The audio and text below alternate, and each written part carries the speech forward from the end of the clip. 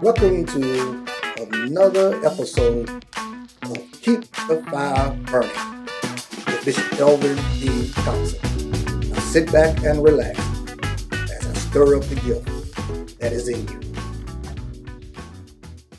Well, tonight on the podcast, I want to talk about something that is very near and dear to my heart, something that I hope never to have to deal with, and something that I have not really talked about and shared with many people. Now, those who are some of the closest in my circle know of some of these things, but not all.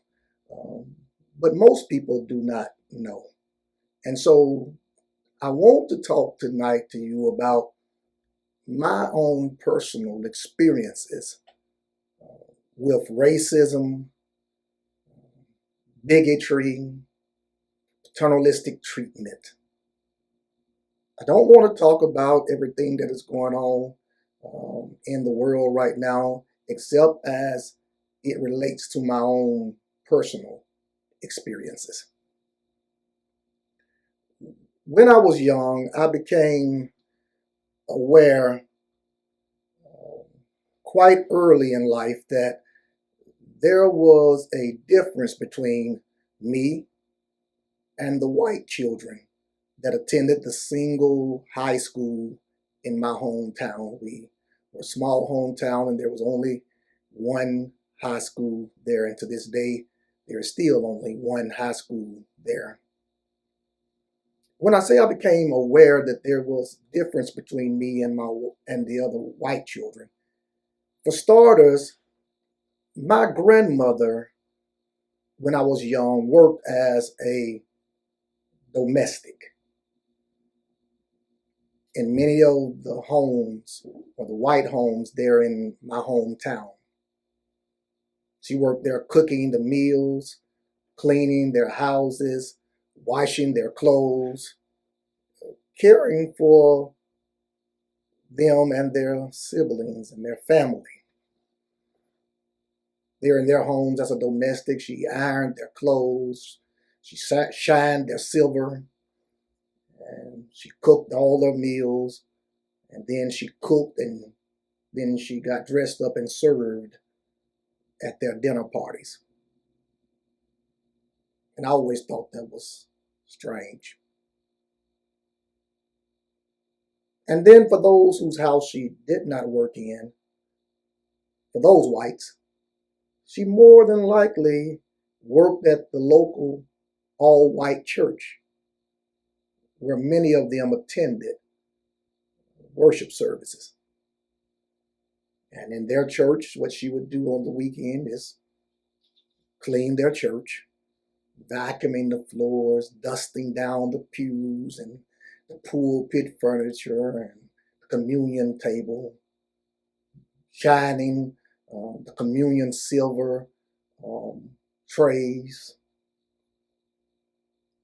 washing and cleaning the communion towels and baptismal towels and clothes and sheets for the communion table, ensuring that each Sunday their church was ready for a Sunday morning service. And mind you, while working in their homes and at the church, she wasn't even paid anything close to minimum wage. In fact, on many occasions, on many of those occasions, my brother and I would accompany my grandmother to clean those churches on Saturday mornings. Not because we wanted to or because we thought we could make some extra money, because we wasn't being paid to do it. But we were there alongside our grandmother because she needed our help to get this job done. Another thing that made me aware that there was a difference between us was that I always had to be on my best behavior whenever I were around white people. Had to be very careful to not stare at them, get too close to them, taught to move out of their way if I should pass them while walking, give them broad leeway so that they would have no reason to say anything to me. And should they have to say something to me, I was taught to always address them as Mr. or Mrs. and whatever their last name was. Always say yes, ma'am, and no, sir, to them. But it was different for the white kids. They did not call my grandmother, my mother, or my father Mr. or Mrs. They always addressed my parents and grandparents by their first name. And my grandmother, when talking to these kids my age, she would always say to them, yes, ma'am, or no, ma'am, yes, sir, or no, sir. Children my age would call my grandmother, my mother, my father by their first names. And in turn, my parents and grandparents would have to say, yes, sir, no, sir, yes, ma'am, no, ma'am, to these children who went to school with me and their parents. Racism and bigotry was not something that was abnormal to me growing up, but to the contrary, it was always present. I remember the Klan walking through my hometown in full regalia. And I remember one night that while I was a senior in high school and I was driving from my home one night, I passed a Klan meeting with the cross lighting ceremony going on just a quarter of a mile away from my home. At the home of some of the children who I attended school with. Now, some of you may say, well, Bishop, that was 35, 40, 45 years ago. Things have changed now. But let's fast forward to today. Many of you know my sister recently ran for mayor of my hometown,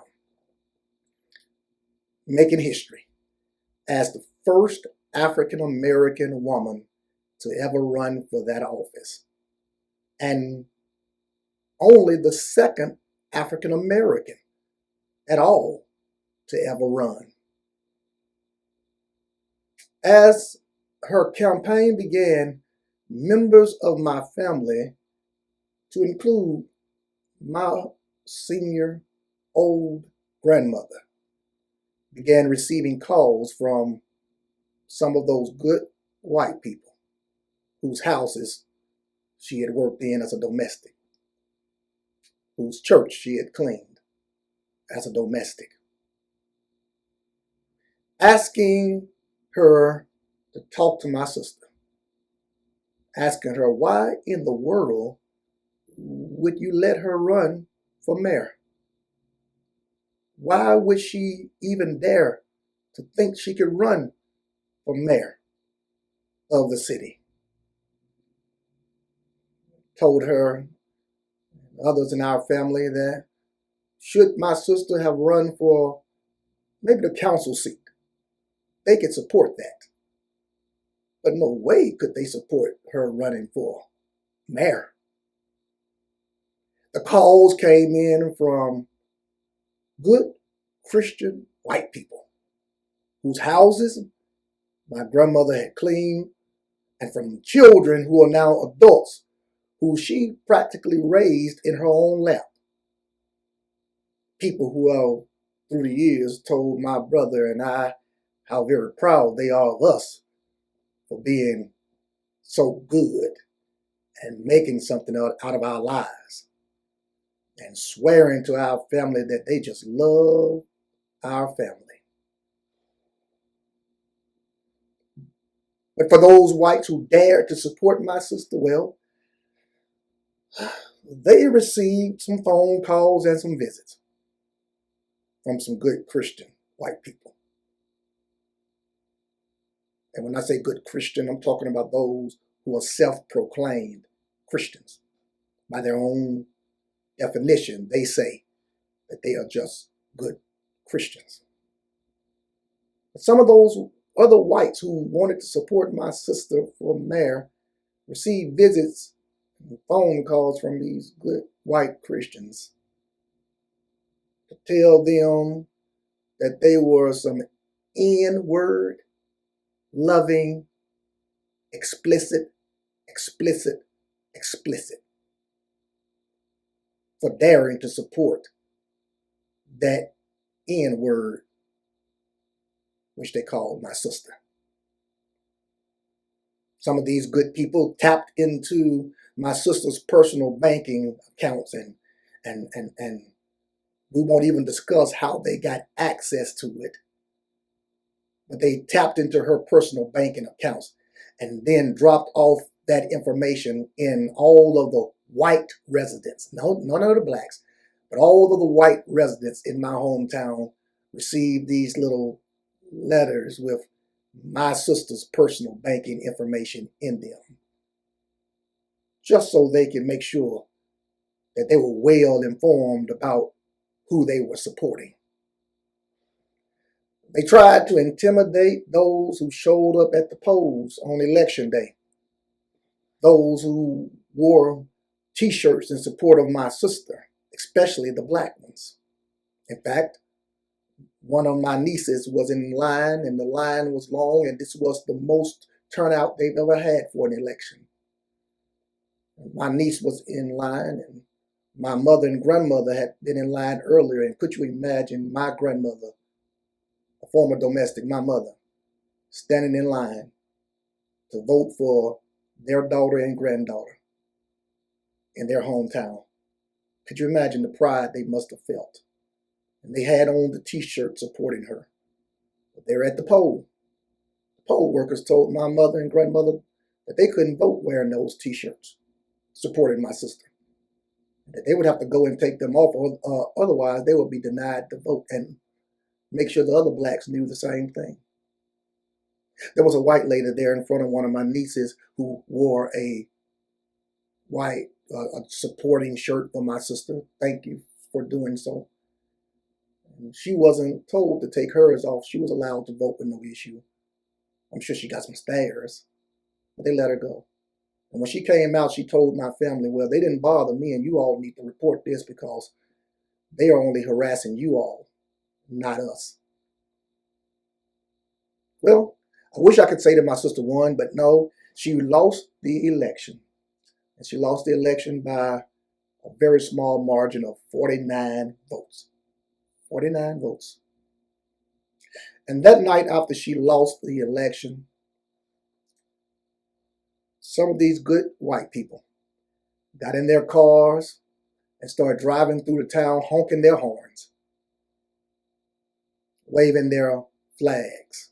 And I'm sure you know which ones. And declaring, we got our city back. We got our town back. We won. We got our community back.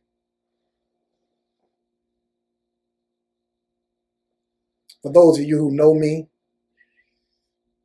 and tell me that you love me, I ask that before you discount the notion that bigotry and racism is alive and well today, that you consider what I'm telling you. Because just because racism and bigotry is not your reality doesn't mean that it's not a reality. And maybe you should sit down and discuss this really with an open mind with people who look like me, especially some of those who came from small towns like me, especially small towns in the South. People who love God and are willing to talk to you and have a discussion and find out, does this really happen? Because I assure you that it does. As a Christian man, as a black man, as a pastor, as a presiding bishop, I realize that my voice carries a certain amount of weight. But as a Christian man, I also realize, having grown up down south, having served my country in the United States Army for over 22 and a half years, having deployed to multiple wars on behalf of our country to fight for our freedoms and rights, yet I realize that many white so-called Christians, not all of them, but many, especially down south, have a value system that is anything but Christian. A value system that is completely different from mine as a Christian. And in their minds, the same Bible that I preach from, they believe that that same Bible gives them not only a license and a right to treat me and others who look like me differently, but in many of their minds, they feel as if they have a God-given duty to do so. And for those blacks who may say, I've never experienced anything like that. I've never been pulled over in the middle of the night by the police and threatened and called the N-word. I have. For those blacks who say, I've never experienced any type of bigotry or racism or anything like that coming against me or violence, I have. I've had people in big trucks with Confederate battle flags loaded down, chase me for about 3 to 4 miles on a dark road when my car broke down, throwing rocks, bricks, and bottles at my head, all the while saying, get that N-word, get that N-word. And I thank God for his protection. So for those blacks who say you've never experienced this level of racism, I'm very happy that you have not. And God knows I pray that you never have to, and that none of your children, family members ever have to. But please know that just because it has not happened to you doesn't mean that it is not happening to others. Racism is real. Racism is real. Bigotry is still real. It is alive and it is well. And it will never go away if we just look the other way and act like it doesn't exist. Somebody has to say something. And that's why I'm saying it today. I know with the help of God, we can do all things. And I pray that God help us to have real communication, real conversation about real issues that is affecting our world, both Christian and non-Christian alike. This has been Bishop Elvin Thompson. A very special episode of Keep the Fire Burning. Until next time, stay lit.